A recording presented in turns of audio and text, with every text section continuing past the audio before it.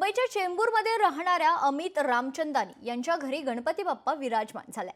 ग्रामीण भागातील आयुष्य कसं असतं हे सजावटीच्या माध्यमातून दाखवण्याचा प्रयत्न या ठिकाणी करण्यात आलाय।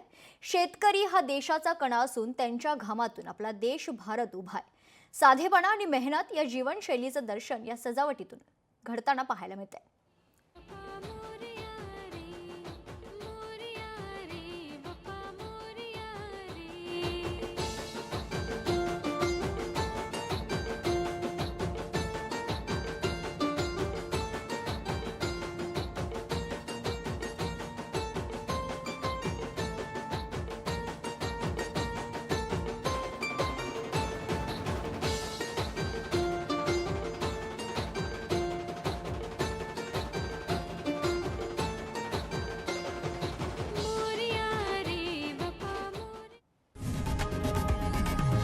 लोकशाही मराठी ऐका, पहा, जागरूक रहा।